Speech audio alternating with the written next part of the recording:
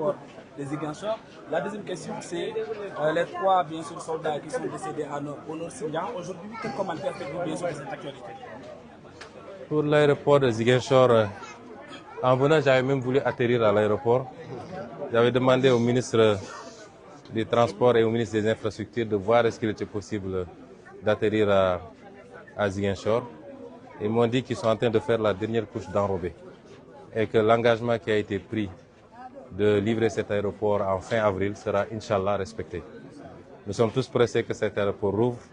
et ça permettra de faire les travaux sur la route de Cap Skirring de manière beaucoup plus sereine. Mais je crois que les ministres vont respecter cet agenda-là et que bientôt cet aéroport sera réouvert, Inch'Allah. Pour le pont Émile Badiane, nous avons inscrit cette année dans le budget. Vous savez, nous avions lancé le marché. Une entreprise,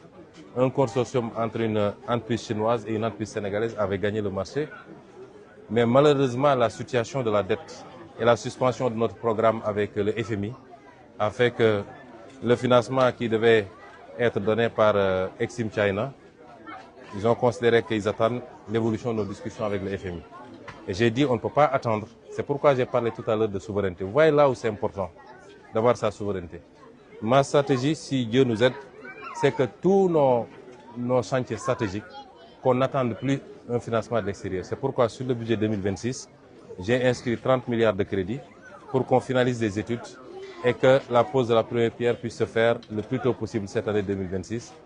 et qu'avec partenaires ou sans partenaires, nous puissions commencer avec nos propres moyens. Nous sommes en train de travailler à ça et je pense que bientôt on viendra faire la pose de la première pierre. On a dit aussi que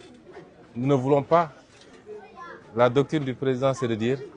partout où on fait la pose d'une première pierre, le lendemain la deuxième pierre doit être posée. Ce que les gens faisaient, on vient, on fait des cérémonies, on pose la première pierre et puis les gens disparaissent pendant 5 ans. On ne veut plus de ça. Donc si on vient pour poser la première pierre, c'est qu'on doit commencer les travaux. Et c'est pourquoi nous sommes en train de finaliser. Nous sommes conscients du danger, mais nous y travaillons. Enfin, pour la question que vous avez soulevée, je voudrais d'abord présenter mes condoléances aux familles éplorées. C'est toujours des pertes entre Sénégalais. Quand vous voyez la liste des soldats qui sont tombés, il y en a de toutes les zones du Sénégal. Il y en a 2, je crois, qui sont ici de la Casamance, Mfali Sonko et le Badi. Il y en a qui sont d'autres zones du Sénégal. C'est des pertes douloureuses. Certainement, de l'autre côté, il y a des pertes peut-être plus importantes, mais c'est tous des Sénégalais. Je voudrais réitérer ici ce que j'ai dit depuis longtemps. Si vous vous rappelez, lors du meeting de Bignona en 2019, j'étais candidat à l'élection présidentielle. J'avais réitéré que si nous sommes élus, nous ne pouvons pas tolérer qu'il y ait une zone d'exception au Sénégal. Aucun centimètre du territoire sénégalais ne constituera une exception. Et que nous nous donnerons tous les moyens. Notre souhait, c'est dans les plus brefs délais d'en finir avec cette histoire, mais dans la négociation, le consensus et la paix.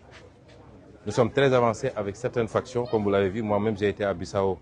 pour parapher un accord. Et sur ces zones-là, tout est calme. Nous les encourageons à continuer dans ce sens-là et à sortir de cette situation, à revenir dans la vie civile, réintégrer la société. Et l'État est là pour accompagner. Beaucoup de mesures ont été prises pour les États civils, faire leur papier pour eux et leurs familles, les accompagnements pour leur permettre de s'insérer dans la société. Globalement, c'est devenu résiduel. Et ce n'est plus une affaire d'indépendance, c'est une affaire de culture de cannabis. Les ratissages de l'armée, ils sont pas face à des revendications irrédentistes, ils font face à des zones, des périmètres consacrés aujourd'hui à la culture du cannabis, laquelle récolte aujourd'hui est en train de faire des ravages au niveau des populations. De la Casamance et du Sénégal tout entier. Un État responsable ne peut pas accepter ça, c'est une question de santé publique. Et nous allons continuer à dire à nos forces de défense et de sécurité, à l'armée nationale, de faire le travail qu'il doit faire dans toutes les zones où il y a ces cultures, pour qu'on n'ait pas des sanctuaires consacrés à ces cultures illicites et dangereuses pour la santé. C'est regrettable qu'il y ait encore des pertes en vies humaines. Et il y a eu une perte à l'issue d'accrochage, l'autre c'est un accident. Mais nous nous donnerons tous les moyens pour qu'il n'en soit plus ainsi. Si les gens sont dans les dispositions de discuter, de sortir, parce que désormais c'est quelques groupuscules, ce n'est plus ce qu'on a connu ici quand on était enfant. S'ils sont dans les dispositions, nous leur tendons la main. J'ai toujours dit que je suis prêt à rencontrer, à aller partout, y compris à les trouver là-bas pour qu'on en finisse. Mais autrement, l'État se donnera tous les moyens, avec toute la rigueur qu'il faut, avec toutes les forces dont il dispose, pour sécuriser le territoire national et en faire un territoire pacifié pour que les populations puissent revenir s'installer dans le cadre du plan Diomaye pour la Casamance, œuvrer à vaquer à leurs occupations, reprendre leurs activités économiques, leurs activités agricoles. Et c'est cela que je voudrais dire tout en réitérant toutes mes condoléances aux familles éplorées et les assurer qu'ils auront tout le soutien de l'État et les enfants certainement seront inscrits comme pupilles de la nation pour que l'État puisse continuer à les aider. C'est bon. Non, c'est important. waaw ñu ngi leen di gërëm di leen sant ci laaj yi nga laaj bu ci njëkk mooy aéroport Ziguinchor bi moom defe naa li ci des bëreetul bi may ñëw nii dama wax ministre Déthié Fall ak ministre Yankhoba Diémé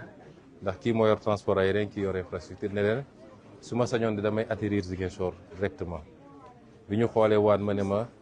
dernier couche enrobé bi parce que xam nga avion fu muy wàcc bokkul ak tali bu oto di daw donc couche yu bëri la ñuy def mu ne ma ci dernier couche bi la ñu nekk te bu soobee yàlla ñoom date bi ñu joxoon mooy maximum le 30 avril bu soobee yàlla d'ici là aéroport bi dina pare ñuy yaakaar ni dina amee noonu parce que xam naa ni ministre yu farlu lañu te liggéey bi ñu ngi ciy avancé ñaareel bi mooy pont Émile Badiane pont bi it ñun xam nañ li ci ne te jël nañu tous les engagements pour régler ko rapidement defoon nañu bi ñuy doog a ñëw 2024 monter dossier bi lancer appel d'offre bi ba ñi ko gagné woon benn société bu Chine la bu ànd ak benn société Sénégal financement bi ñu waxtaanoon ak Exim China nga xam ne mooy seen banque export ba mu waroon ñu jox financement bi ay milliards yu bëri la nag ay centaines de milliards la te pont bi ñu bëgg a def pont bu mucc ayib la ndax day yóbbaale yoonu tooboor bi nga xam ne daanaka chaque 5 ans lu ñu defoon bi yàqu donc dañ koy defar benn defar boo xam ne dootul am problème mais dina yóbbaale lu bëri biir Ziguinchor ay travaux annexes yoo xam ne yenn yoon yi yenn artères yi léegi bi ñu defee loolu ba pare li ñuy wax la crise de la dette mooy bor bi nga xam ne nguur gi fi jóge bana ko fi bor bi feeñ Fonds monétaire international amatuñu programme ak moom te xam nga àdduna bi ni muy doxee mooy réew yëpp dañuy xaar ba xam ndax Fonds monétaire joxe na accord am ba pare ñuy doog a am xel mu dal ci liggéey ak yow léegi suñu mbokk chinois yi nañu ñu teggi nañ seen tànk pour le moment ba fii léegi mbir mi gën a leer man bi ma demee Chine waxtaan nañ ci ba yu bëri fi mu ne nii ñoom ñu ngi koy bàyyi ndànk-ndànk boo seetee autoroute bi waroon jógee Mbour dem Kaolack libéré nañ financement bi programme forage ruraux itam libéré nañ financement bi amaana bi nañ libéré financement bi ci lu yàggul mais ñun dañoo dem ba jàpp ni sànq dama wax souveraineté mooy moom sa bopp lii yëpp ci ñàkk souveraineté la ndax réew yooyu ñoom suñuy defar seen yu mel ni soxlaw ñu dem uti ko feneen moo tax loolu laay njëkk a woo Sénégalais balaa nga naan naam ne fa le Sénégalais est très fier et c'est bien mais fierté ba dafa am lu mu war a ànd ak mooy nga mënal sa bopp moo tax bi ñuy def budget bi donte suñu situation jafe na ci jamono ji mais dama ne chantier yu mag yi nañu fexe ba inscrire ay crédit pour démarrer ko suñu bopp keneen ku ñu si fekk si baax na lu mel ni réseau gazier bu Sénégal nga xam ne war naa soppi xar kanam bu Sénégal lu mel ni pont bu Ziguinchor bi ak yeneen yu mel noonu dama leen inscrire ay crédit pont Ziguinchor bi bind nañ ci 30 milliards boo xam ne mu ngi ci budget bi pour ñu terminer études yi def première pierre bi commencer les travaux ndànk-ndànk ñuy budgétiser bu leneen ñëwee nag alhamdulilah. enfin li nga wax ci suñu doom suñuy rak suñuy mbokk yi nga xam ne daanu nañ fii ci fan yi mu am kenn koo xam ne jàmmarloo bi am seen digganteeg waaye fipp yi moo ko faat mu am keneen koo xam ne moom ñeneen ñett ñoo xam ne accident la du jàmmarloo waaye dafa am lu kalaate ci seen gànnaay gu ñu yoroon ñoom dañuy njëkk di ñaan yàlla mu yërëm leen te jéggal leen gëm naa ni sax loolu am na ndax ku faatu ci anam yi man jàpp naa ni shahid nga waaye du tee dinañu ñaan yàlla na yàlla jéggal te yërëm leen yàlla na suuf oyof seen kaw di leen jaale seen i mbokkit jaale gu sore di profité it di jaajëfal suñu force de défense et de sécurité Sénégal li gën a précieux lu ñu am mooy suñuy force de défense et de sécurité ndax boo xoolee li xew ci yeneen réew yu bëri da nga war a gën a naw suñu armée suñu gendarmerie suñu police tout n'est pas parfait mais dañuy continuer di liggéey pour améliorer ko waaye nous avons des FDS républicains yoo xam ne xam nañ fi ñu war a yem seen liggéey la ñuy def yem ci kenn mu leen dugal ci yenn yi li weesu amoon na ay ñol yu ndaw waaye yóbbaalewul ñu bëri kon loolu day wane ni on a une des forces de défense très républicaines ñu koy sant yàlla war ñun ñëpp ñu war a continuer di leen jàppale ci loolu teg ci nag ni damay fàttali li nga xam ne mooy suñu principe de base wax naa ko fii bi ma ñëwee 2019 ci campagne bi en tant que candidat Bignona Sénégal dama jàpp ni sax réew mu ndaw a ndaw la suñ ko mënoon yokk ko kon du mus a wàññiku 196 kilomètres carrés dafa tuuti man su ma sañoon espace CEDEAO bi yëpp benn réew lay doon kon mënuñu accepter benn pepp suuf sax ñu wàññi ko ci Sénégal te Sénégal benn la ay malentendu mënoon na am 20 ans ci gannaaw 30 ans 50 ans mais léegi dugalante bi am na ba tey mënoo xàmme kan mooy kan du ci diine du ci xeet du ci religion du ci ethnie du ci région boo xoolee suñuy équipe nationale xool suñuy gouvernement xool nit ñi ni ñuy dugalante di séyante seen biir joolaa mën a takk olof mën a takk séeréer mën a takk pël loolu c'est extraordinaire ku xam réewu Afrique ni muy doxee di nga xam ni c'est une chance unique kon ñun ci yooyu la ñuy liggéey ñi nga xam ne nag tey dese nañu gànnaay jàppatuma ni wax ji léegi waxu indépendance la am na ñu koy wax ba léegi mais ci principe lañ koy waxee rek mais jàppatuma ñun yaroo fii 20 ans ci gannaaw 25 ans 30 ans ci gannaaw xam nañ ni mbir mi soppiku na bu baax li gën a andi problème mooy sinébar bi nga xam ne ñu ngi koy bay ci zone yooyu loolu nag nguur mënu koo nangu parce que sinébar dafa day lor suñu xale yëpp dem ba tàmm sinébar di ko muucu li muy yàq dafa bëri moo tax buñ ko defoon Bawol wala ñu def ko Ndar wala ñu def ko Fuuta dinañu wax suñu FDS ñu dem dindi ko kon Casamance mënul doon exception loolu ndigal gu leer la ci président de la République joxe ñu koy appliquer di ko suivre chaque jour fépp foo xam ne ñu ngi fay def loolu dinañ ko dindi nañ engagé nag tous les moyens qu'il faut pour loolu dindee ko bu loolu weesoo nag ñu ngi continuer tàllal suñu loxo ñëpp jot na ñu génn ci lii amul jëmukaay amul mucc kon looy woote pendant 40 ans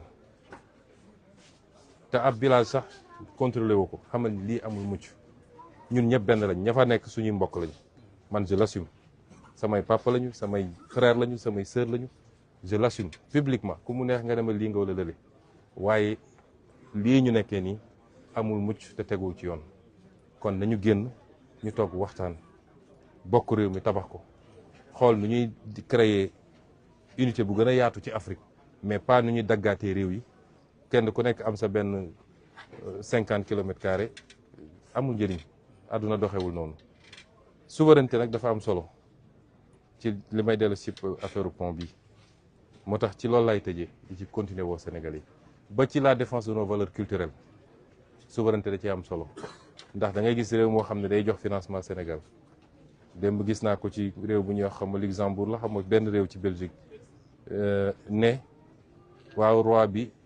ñëw voté ci affaire ngóor jigéen yi naqar na leen ba bompul dañuy téye seen financement may leen duñ leen xaar ngeen téye ko sax ñun ñoo leen bind leen téye leen seen xaalis waaye message bi ñu ci war a jàngat ñun Sénégalais yi mooy li ñuy woote it il faut qu'on se donne les moyens mën koo doxal ba mu mat sëkk kon ñu leen gërëm di leen sant salaamaaleykum